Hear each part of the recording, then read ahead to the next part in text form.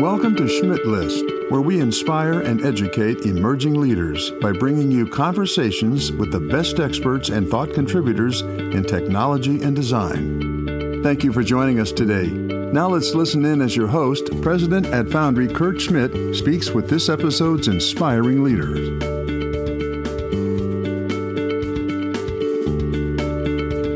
BJ, how are you today? I am very good. Thank you. I'm so glad you're here. I would say, Kurt, yeah, it's great to be back. I mean, I think we've done this a couple of times now, right? Yeah. And I would say to do a little plug for you here, so you can flip me some money under the table. Okay. After this, I did read your book. When we talked, I read it, and I would actually recommend it. I'm not a big book guy. Like, I'll recommend a book or two, but it was a really quick read. I did on a Sunday when my kids watched their Sunday morning cartoons. Yeah. A really quick read. I was like, I would say that it influenced me to actually reach out to somebody that I hadn't connected with in a while, just quick email. It actually, and I got an immediate response back, and guess what? We signed a deal. A couple months later. Amazing. It wasn't quick, but we did. Sure. So I can actually say, and I'm not BSing you. I BS most things, but that one is not a BS. Thank you. Thank you. Yeah, it does. I love hearing those success stories. I've had a number of folks reach out and say it helped me get a job, or like you said, it helped me reconnect with some old clients or potential prospects. And I'm so happy to hear that. Thank you for sharing that. Yeah, I highly recommend it. So BJ, tell us about the work you do. What have you been doing for the last few years, and what are you doing these days? Yeah, so last few years, I've been basically doing the entrepreneurial thing. Last time we talked, things have changed, but for the better. Exciting stuff. Let's see. So if you've listened to the previous podcast and the other podcasts I've done, mostly in software, right? Mm-hmm. And venture type activities. And I've recently said, hey, like, software's great, still doing it. A lot of fun stuff with some of the largest tech companies of the world. It's a lot of good stuff. But then I said, hey, what's next? And I did the ridiculously stupid thing of getting into manufacturing, which, by the way, is going really well. It is really hard and totally different. It's a very different beast, though. I'm having a lot of fun doing it. And so recently raised about 8 figures for a new company called Aculon Energy, focusing on lithium ion system manufacturing. That's awesome. Congratulations. Thank you. It's great. Yeah, it's fun. So let's imagine our audience here, BJ. They're new to funding, and maybe they're thinking about a startup, or maybe they have started up, but they're just a solo person. Maybe it's a side gig or something.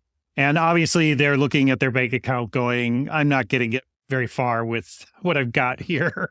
Where do you even start with the idea of funding? Because I've heard so many people say, well, maybe I'll go to the bank and get a loan, or I'll ask my rich uncle or aunt for some money, or this and that. Where should I even be thinking about what I need money to get my business off the ground? Yeah, I think it depends, right? Sure. Like everything all in life, things. it depends. Yeah. I would say the rich uncles are usually the easiest source of money. It's also, you could argue, the worst source of money too. Sure. There's a family relationship that way too. But usually family's going to be the one that has your back most of the time, right? You have a good family. So I would recommend that. I've worked with both family offices and seed funds and angel funds. And so that's usually the best place to start. It all depends on how much money you need. And the way I've always built my businesses is bootstrap, like crazy. Do it as lean as you possibly can. It's very hard to build a successful business. You have to hire everyone to do everything for you. You're just the idea person, you're going to have a problem. Now, being an idea person really helps when you scale and grow, because you have to detach a bit in order to let it grow. Sure. Not everyone is at the right person at the right stage of a company. I've learned that many times over for myself. But I would say that in the end, you have to be able to do a lot of the kind of grinding on a day-to-day basis. So that starts with, how are you going to do your marketing? How much is it going to cost? If you have a little bit of skills to do your own Squarespace site, or do you have any sponsors for your show, Kurt, that I can call out, any WordPress? Not currently, no. I mean, there's Foundry, there's my company. Yeah, we can build you some custom software. You could, so a Foundry or Technicity, you can go to us rather than Foundry, right? Yep. The idea is that if you can bootstrap it really, really quick. So Wix or Squarespace, just for exposure, just to say, hey, this is a place that you can find me. You don't have to go crazy with it, right? A lot of people think that they need to have these massive websites that cost a couple $100,000 to do. To start, you don't, right? You can get away with $1,000,000 or less if you can't do that, because not everyone can do it. And really just develop the skills and grind to develop that presence, update your LinkedIn. If you're at a stage, if you feel comfortable doing that from a social media standpoint, get a following, that kind of thing, you can save yourself a lot of money. And honestly, the people that are investing in you are going to want to see that. Right. Right. Well, I've always heard, a lot of investors bet on the jockey, not on the horse, right? That is, I think that's the only guarantee in all of this. A good investor is not going to invest in an idea. They're going to invest in a team, because everyone's got an idea. Everyone's got an idea for an app, and their brother does too. The question is, can you execute? And there's probably another, I wouldn't say guarantee, but a pretty good chance of your original idea or original business concept is going to completely pivot. It's probably going to pivot very fast. And so it's about the team who can pivot with that and take a completely different idea and make it successful. It's about the people involved. And so you're betting on a team. Money's betting on a team. Money's not betting on an idea. Right. Well, yeah, you hear the story over and over again, but I feel like sometimes people don't listen to it, right? Where you've got things like Slack, which was designed for an internal tool or something. And they were like, oh, maybe other people would want to use this. And boom, here we are, right? It's constant, where I thought it was going to be this thing, and then the users decided it was something else. I mean, Twitter, if you read, there's a great book called Hatching Twitter, and they designed it as kind of voicemail 2.0. It was, you could go there and leave kind of a message about where you were and what you were doing, and then people could just check that instead of call your phone and get your voicemail or whatever. And then it turned into this whole thing, and people came up with hashtags because they didn't have any way to sort things. And this whole culture built around how to use Twitter, and they were like just trying to keep up with how people were using it. I mean, I think they still are today, trying to figure out how do people use this thing. Yeah. Well, so it's very common. That actually brings up an interesting concept of like, ideas do matter. Like, you can't just come up with something like, hey, I'm going to raise money on a Twitter clone idea. Like, that doesn't happen, right? That's like, that would never work. So ideas do matter. And I think the way to really attract money, if it's not like a rich uncle or your parents who believe in you, but really trying to attract someone who's not emotionally invested, is going to get them to be emotionally invested. And the best way that I've found is to not outsmart yourself. And what I mean by that is, you have to be able to focus. This concept has to be simple. You have to be able to explain it in a really consistent way very fast. And so it's really hard to build a business and to attract, I would say, the money, and to attract an investor who doesn't have a very clear vision for what you're doing. And as humans, we're actually very good at complexity. We come up with these great ideas that are very complex and everything. But in the end, what people want to invest money in are really simple concepts. So take your big vision and then grind it down to, what is the atomic base kind of concept that I'm going to attack first. Not to say you can't do the big vision stuff later. Always keep that in mind, because that's what separates a really good, sustainable business from just a little lifestyle concept, right? Yeah. And it's really, really focusing on that one and selling that one little thing along with you and your team, or just you, depending on how you structure. Sure. Well, you got to get your team on board first, right? I figure that usually helps too. It does help if they're able to. Charisma and a little bit of craziness does help to get people to follow. It really does. So let's talk about that, getting that messaging down. So one of the things I see a lot of people do is focus on a business plan and a pitch deck, right? So I've got to get my stuff together and put together a business plan, and then I need a pitch deck. What's your advice on that, on documenting that, those initial documents? Should they encompass the entire crazy idea? What do you look for when you see a good pitch deck or a good business plan? Yeah. So in the deal flow that I review for like some of the venture activity that I do and invest, I look for very simple concepts, very streamlined concepts. And then what I will do is I will ask when you're pitching, I will ask to the person, what is the big vision now? Okay, so I understand your small concept, which is great. Your focus, not small, but focus concept. Can you tell me where this goes in 10 years? Like what actually is going to make me excited for big business? And knowing that you may never get there, but what do you have the ability to keep pushing and driving, right? And so a pitch deck, there's actually a really good template that you can start with. It's actually a Sequoia pitch deck. Not usually a big fan of Sequoia, but I think a lot of people are. But sure, but they got good pitch decks. But they have really good pitch decks. The Y Combinator thing. I mean, it's a great community that's been created in Silicon Valley, like truly, and for sure, there's a lot of experience there that we really should look. But there's a very consistent kind of messaging, right? Like, what's your mission? That's number one. Number two is what's the product? What's the market look like? What's your competition? This is the one that you have to really hone in on. What's your ask? A lot of people are kind of scared of asking for something because it seems like a lot of money to them, and it may not be, but it just ask for what you need and be able to back it up with a budget. And then the team. Yeah. The team slide is really, and then there's a few other things in there, but that's kind of the list of a pitch deck should not be more than 10 slides. I mean, my ADHD really kicks in really fast, right? I can only really hold attention for that. I've seen some pretty intense ones over the years. And so that's why I wanted to ask you, BJ, specifically. I think people get nervous that if it doesn't look robust enough, it looks like I haven't thought through it enough, right? So, so I think that's the confusion some people get into. If I don't have tons and tons of data points, even though they might not be as relevant to my core idea. So how do you coach somebody around that?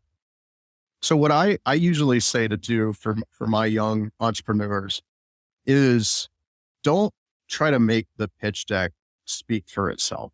It doesn't need to stand on its own. What a pitch deck is really meant to do, and when we're saying it, there's a difference between a pitch deck and an actual business concept deck, which I actually don't like slides for that. I want you to write a business plan. I want pros, right? I really follow the Amazon stuff because I work a lot with Amazon. The Amazon, the original Jeff Bezos, but really Jeff Wilkie drive of saying, hey, like I want my 6 pages. I want my 4-page memo. Read about these things. That is what you really want to put your ideas into. That's what you want to spend a lot of time on. The pitch deck is something for you to speak to. And then that's the thing, that's like your cover page for your resume. That's the thing that gets reviewed on a deal flow. Say, I like that idea. I like what the team looks like. And the ask is kind of in the range of what I'm willing to consider, or I have a network to consider. That's really all your pitch deck has to articulate. Right. So because then if you hook them with that, then you can give them that larger document to then consume on their own time, right? And because the team is so critical, it's, hey, do I like the concept? Do I like what do I like what I see? Now let me talk to the person. And then that's really where you have to be on. So that's where you have to be charismatic. You have to really understand what you're doing. I mean, in 2 minutes, I can figure out if someone actually has the depth, right, on their concept. So that's a like 15-minute conversation. It's easy. Then if you pass that, then it's like, okay, now show me the real stuff. Give me your budgets. And you're almost in a due diligence phase. Sure. Okay. So there's something I'm going to ask you, BJ, and you're going to laugh at this because I've laughed at it too, but it is a real concern that I've heard people bring up. What if I'm pitching these people and they steal my idea? Like, I know you're going to laugh, but I've heard early stage founders say this where they're like, I do want to go out and ask for money and I do want to do this and I do want to pitch people on it. But what if they steal my idea, BJ? What would be your response to them besides after you're done giggling? Yeah. So here's where the risk part of an entrepreneur comes in. Because as an entrepreneur, you have to have a risk tolerance, right? It has to be pretty high. It really does. There is always going to be a chance that someone's going to steal your idea. I mean, that's just the nature of the game. The thing, is if it's that easy, if someone can steal your idea off the pitch deck that easy, then is it really worth investing in? Right. And now it's not as quite as simple as that, right? Because you could say, well, yeah, but the simplest things are the things that are probably the things that have the highest potential. And I agree with that. The thing is, though, you also have to have a lot of confidence and trust in yourself. And that is, I'm going to do this faster, better, cheaper than someone who's going to steal it from me. Because who's going to steal it from me as a resource I would want to? Probably a large organization. Right. And my success in my business kind of stuff has always been banking on mine and my team, really my team's ability to move faster and do it better. No way. And doing it for large organizations, right? Big enterprise innovation. And so that's what really you bank on. And that's why I love small business rather than enterprise. There's a room in the world for both. And the big businesses understand that they need smaller business so once they're successful. Yep, really, for sure. Right. No, that's good. I appreciate your perspective on that because again, these are fees. I mean, I had a guy who came in, talked to me, made me sign an NDA, all these things, and then pitched me on this thing that I was like 6 people are doing this. And he's like, well, I was like, did you do any research on it? He's like, well, I didn't want to put it into Google and search for it because what if they stole my idea? And I was like, okay, wow. Like that's a level of paranoia that I have yet to have seen.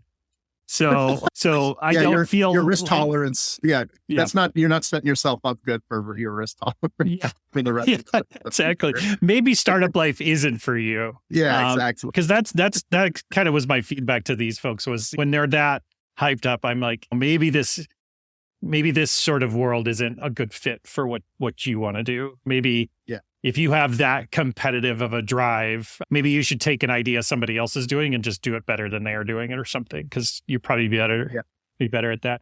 Okay. So let's talk about, we talked about friends and family. Let's talk about the next stage where I go to strangers for money. Yeah. So read your book, read Kurt's book. Start. That was my first question for you was where do I find these people? I hear about these angel investors. Do I go to church to find these people? Like, where is these angels? When do I approach a VC firm? I know these are more complex questions, but if you could just give me the layman sort of answer on when I should be, let's say I do have some friends and family money. I've invested maybe 6 figures into my idea. I'm moving along. I've got some customers. Now I'm ready to go get more money. Do I just go and start calling VC firms? What do you do? So I'm a big believer in strategic investors. Okay. So VC firms are not necessarily strategic. In fact, most of the time, even if they're thematic, they're not, I would not consider them strategic investors. It takes a special VC to be strategic.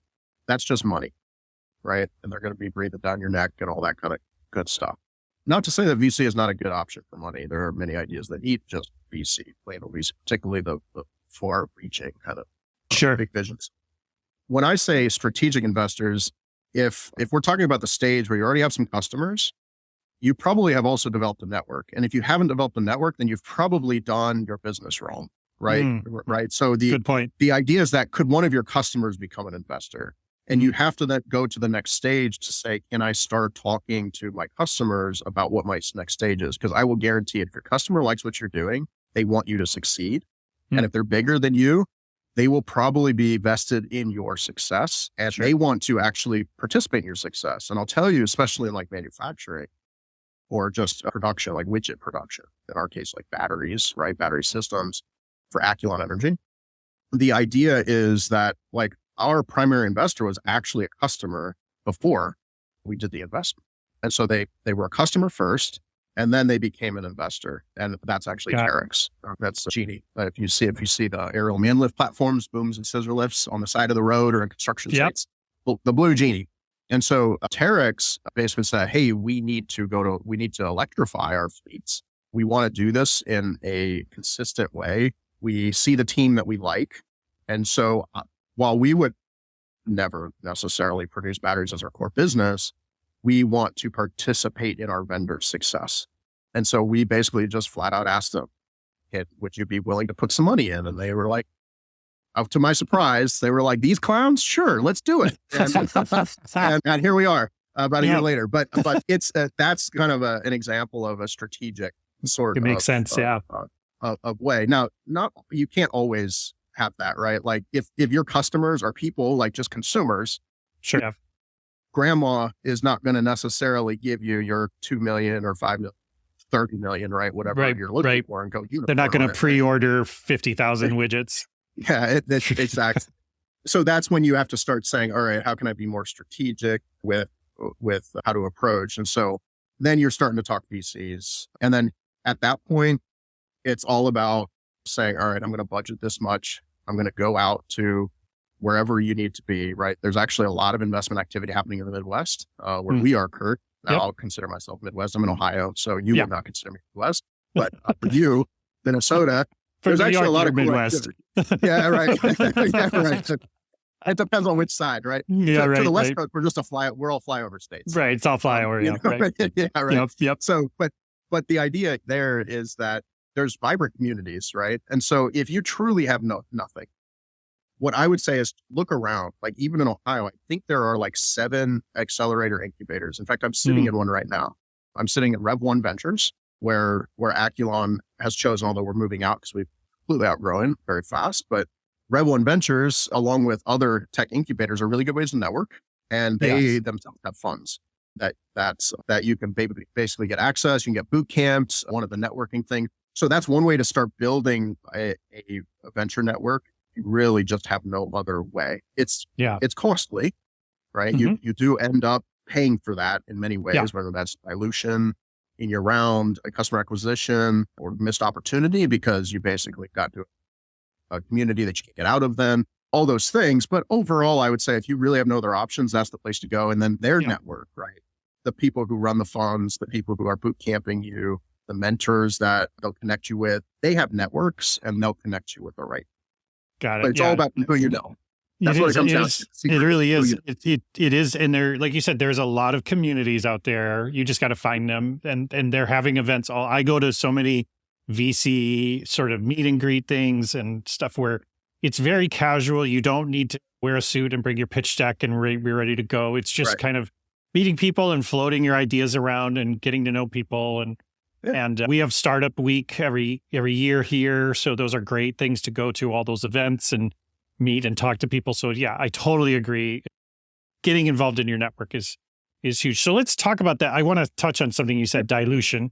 Because one thing a lot of founders say to me is that I do have somebody that wants to give me money, but they want part of the company or they want a chunk of things. And I'm always very wary to say, yeah, you should do that. But I know you're going to say it depends because it does. But if I feel that I want to scale quickly and I can get this money from these people and they want a chunk of my company, what should I be thinking about? What should my mindset be, BJ? Well, let me actually say, if someone comes to you and says, I want to help you, but I don't want a chunk of your company, then I'm wondering why. Right? Okay. That's fair point. Fair point. So, I mean, and now there is the case of a loan, right? Or an investment, like just a bank or something. That's a different situation. But like in terms of actual like investment, right? Because a loan, it's a form of an investment, but you still have to pay it back, right? And there's interest associated with it. So I don't classify that as an investment. They're taking a risk. The bank's taking a risk, but convertible notes too, safe notes, like that's also the same thing, but those aren't guaranteed. So those are more in investment land. So to answer your question, like specifically, I would say that you have to be smart about the strategic nature of the investment. If it's what I would call dumb money, because you'll hear these things, right? Smart money. It's not called the other side dumb. What you're saying is they're not sophisticated, or they don't understand my market, or they don't have the network in my customer base or my strategy space or whatever. They're basically just glomming onto me and what I could do, right? They're investing for the sake of investing. For the sake of investing, right? Mm-hmm. You have to be very aware of those. And if they want a pretty big, like significant portion of the company, you have to be somewhat wary of like, let me stop you. What would be in your mind a significant portion at that early stage? Well, now you're going to put me on the spot. No, so say bullshit. That's why you're here. So right. You have to speak for all everyone. You are the alpha. You're the alpha. I'll do an essay. We're going to have to do a part 3. Okay. Sorry. So we'll have to do it again. Perfect. Okay. Okay. So I'll give you an answer, but with some qualification. Okay. So the number, the percent that I usually will start at for anything is 20%. That's usually like a pretty good number to start thinking about. Just as kind of a median, midway point. VCs will typically, a good VC that's unsophisticated will, if they're asking for 20, I'd probably say, let's really think about that word. Okay. Typically an unsophisticated or dumb money would be maybe something around like a 10% or less, right? Of total ownership of the company. It also depends on how complicated your cap table is or your capital table, meaning what's the list of all the owners and what percentages do they own? Because if you've already gone through a seed round or a family round, right? Grandma might own a little bit. My rich uncle might own a little bit. My neighbor might own a little bit. Like, what does that look like? And what were the deal? Like, how is the deal? Do they have preferences? Do they have non-dilutive preferences in there? And that's a whole nother conversation, right? Okay. On that. But you also have to consider that because you, as the founder, will always take, or frankly, unless you have some sweetheart deal, the most dilution because you were the ones in first, right? Right. So that makes, you have the most to lose. So you have everything to lose. You have everything to lose, right? Because you were the original one, right? So, right. So in a sense, you just have to be kind of smart about weighing and calculating. It's a qualitative calculation, not necessarily quantitative, of what the sophistication is of your investment money, of your investor.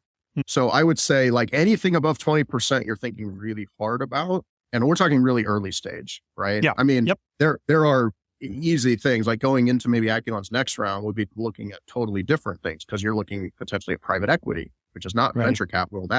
I'm going to own like 48% of your company, but I'm also putting in hundreds of millions of dollars, right? Like there's that kind of strategy where you created the value, right? Because there's a continuum here, right? Where a successful startup and eventual established company will go through where you start and you're all this in this value creation phase in the beginning, right? So if you're looking at it on a continuum, and there's loops in every it, right?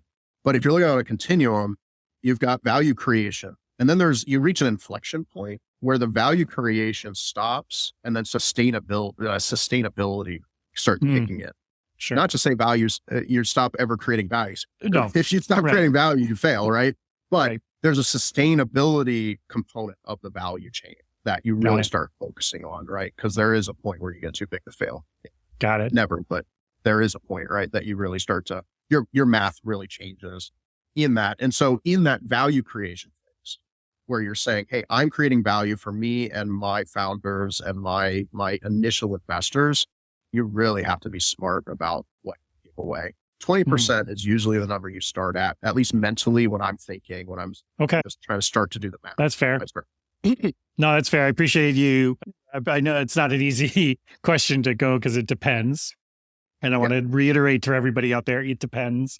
But, I do hear that a lot. And I love the idea of the smart money idea because if you, and you're working right now on batteries, right? If somebody comes to you that made a ton of money designing batteries for Duracell in the 80s and they got some money and they want to invest in your thing, that's smart money, right? But if it's somebody who sold a casino in Vegas and is looking to dump their money somewhere, that's not necessarily smart. Yeah. Right. Well, I wouldn't, someone who sold a business in the 80s and I'm in the 2020s, I'm not sure that's smart business. Right. All of their network's probably dead, right? Right. I was going to say most of their network is living in a retirement community in Florida. Debt, right? So, They're investing in reverse mortgages right now. So, okay. Yeah, exactly. Okay. So, all right. So this has been really good information, but let me ask my kind of my follow-up question. So you mentioned the grind and and I've talked to so many founders, the difficulty of doing this, of going through this process, and so many people questioning, why did I even do this? Why did I get involved in this? And like we've talked about before, you can hug something to death, right? You can crush it by loving it too much. What's your advice for founders as they embark on this journey in terms of self-care, in terms of making sure that they can handle what they're about to undertake? Because you could tell somebody it's going to be tough and it's going to be grinding, but until you're there, it's very difficult to explain, right? You don't really know it. Yeah. This is an entire podcast on itself, which you, I'm sure, do a lot of, but I'll try to make it brief. Yeah. So there's the there's the tactical and then the emotional, right, sides. And the tactical sides are, there's really two things that I tell everybody and that I really run, and my top performers in all of my businesses, there's two attributes tactically that they embody. The first one is accountability. That the accountability part is such a critical piece. The drive inside to take care of something, to fix a problem when you see it. Make my wife insane because sometimes she just wants me to listen. I'm always trying to fix it. But like that drive in business, it works really well in business because you're constantly trying to do it. And accountability drives speed. If you're small, only advantage you have on anybody in the end is, right? You could just move faster because you're more passionate about it, or you're just focused on it, or whatever makes up that speed. That is really critical. And the second thing, so we have accountability. And then the second thing is which goes into accountability is, but your bias for action. And I kind of stole that from the leadership principles of Amazon, which it's interesting. The foundations by which those leadership principles, which are shared by many companies, are really critical. But there's one in particular, and that's the bias for action. The desire to do something, right? To quickly respond. So one thing that I always tell my people, and they can be guaranteed of, is if they Slack me at any hour of the day, right? And they have a problem and it's important, they know they're going to get an answer from me, and it's going to be right away, right? Like, that's just one example, but being able to tactically commit to that is so critical. And I even have co-founders that don't really drive that. And it's a really big source of frustration for not only me, but really the people that work for them. Yeah, because the people that work for you depend on your passion, but your response, because there's decisions they can't make. Like it's all about enabling people, but there's decisions they legit just cannot make, and they need you to do it. Now, so that's tactical. On the emotional side, there's one thing I have to be prepared for. And like you said, you can always say it's going to be tough and everything, but you don't really know. There are going to be ups and downs. And these ups and downs are on a daily basis. 1 hour, you're riding high, you're riding high, like things are just going perfect. You get an email message, customer has a problem. Boom, you are rock bottom, right? And it can be minutes not occur, right? Like I do. It's just a crazy roller coaster of emotion. You have to be a rock. Right. And it's not that I don't feel those emotions. Like a lot of people may think, oh, he's a machine, he's a robot. I've heard people describe it's like, and it's not that I don't like show that I get phased on things, right? I get mad. Sure. Like they see emotional response from me, or maybe not. I don't know. You're thinking I'm an emotional creature. I'm an engineer. So I, by definition, at least what I'm told, do not have emotions. But from just from the perspective of an actual like emotional, like rock basis, like you have to be able to bounce back, but on a time scale that is so much faster than you would necessarily in your personal life. Sure. Right. Yeah. Like on a personal life, maybe on a weekly basis or like on a daily basis, like you can kind of go back and forth, and we all have ups and downs, right? Like our kids are having a problem, or like if you're younger, like, hey, my girlfriend and I are fighting, like, or boyfriend and I are fighting, like whatever, like you'll have those ups and downs, and they do affect your life, but every single thing that happens in your business you're going to feel that. And you're going to feel it just as acutely as when you broke up with your significant other. And you're going to feel that on a daily basis, on a minute by minute basis, potentially in some days. And it's going to be exhausting, but you have to be able to grasp the high points and enjoy those, live in the moment, which is also something I hate, because I don't think I actually live in the moment. I never live in the moment, but I guess you kind of have to, right? To some extent, right? Like, you don't think of it in that code, but you have to be able to harness those, because when you've hit rock bottom the next minute, you have to be able to derive it in order to get back up to that next moment. Yeah. And I would say there's a very small portion of the population in the world actually sustain that for longer periods of time. Yeah. And and there's different time constants for different emotions, right? And you have to be able to section those off. I think engineers tend to be able to, not to overgeneralize, right? But of course I am. I think engineers tend to be a little bit better at that just because we intuitively tend to be a little less reactive, I think, emotion. We bury our emotions. We always joke, we bury our emotions. We have the same emotions ever. We just bury them really deep. You do, which does not help. You also have a mindset of that a mistake is an opportunity for learning versus in more general, because as an engineer, you anticipate you're going to make a lot of mistakes, that it's not going to turn out perfect every time, right? Right. And it's not just engineers, it's just people who critically think and think in systems, and to be able to scope like a problem, right? Like a lot of people, like emotionally, if you let your emotions really guide everything will seem like a disaster because everything kind of is together, right? And it's just this flurry of chaos and nasty blob, right? If you're a systems thinker, and not just engineers, this tends to be a higher percent of engineers because that's how we build things. You have to be able to section things off and create systems and subsystems, because then you compartmentalize, which is a piece. And that's the answer. Like you might ask, okay, so you described all this highs and lows. How do you do it? You compartmentalize. And you compartmentalize. It's a very difficult thing. You have to spend many years kind of honing that. Some people are born with the ability to do it. Some people derive it from childhood, from trauma. Some people are trained to do it through traumatic things or through therapy. My wife tells me I should go to therapy all the time.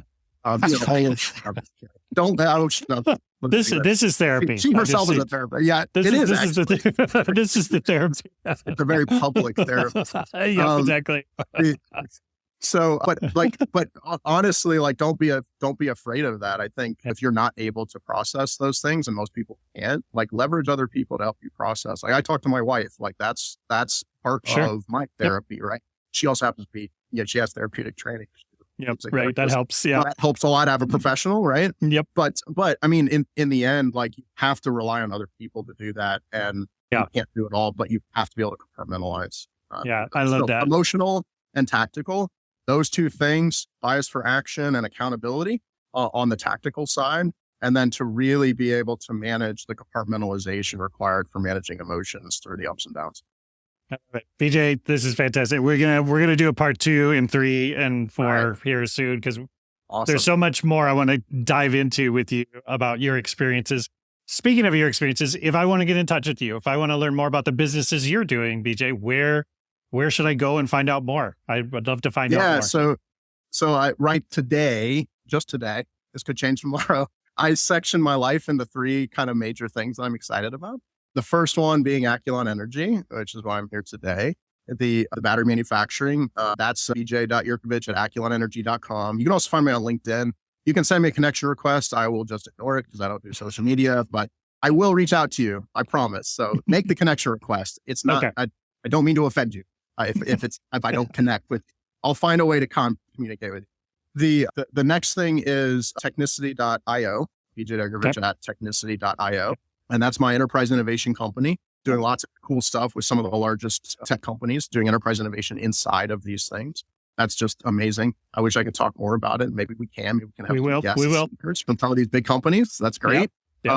And they're listening now. So that's you know who you are. You know who you are. And then the next, the third one, which is really exciting. This is the 100-year sort of thing, and that's personalized medicine. I'm working with that with Lee Hood, who's the Human Genome Project founder and quite an inspirational guy. In fact, he was just recently on Michael Sherman's podcast. So that's okay. That was just released, I think, earlier this week. And not to advertise another guy's competitive podcast. There's a lot of them out there. Sorry, Kurt. I feel like I've plugged your book enough to make up for that one. Absolutely. I would say that the personalized medicine is really cool. So computational infrastructure, looking at the phenome, not just the genome, which is your genetics, but everything else, your environment, your behavior, your blood, your microbiome, and all the things that make you, looking at putting all that together in a computational way and using hyperscale AI and all the cool buzzwords that we talk about all the time that are actually real now that we can really leverage to do that. And you can reach me there at bj@phenomehealth.org. That's awesome. BJ, thank you so much for taking the time. I always learn so much from our conversations, and I just appreciate you to the moon. So thank you. I appreciate you too, Kurt. Thanks for having me on. We hope you join us for more conversations in the future with leading experts in technology and design. Please contact us at schmidt-list.com and foundrymakes.com for more information.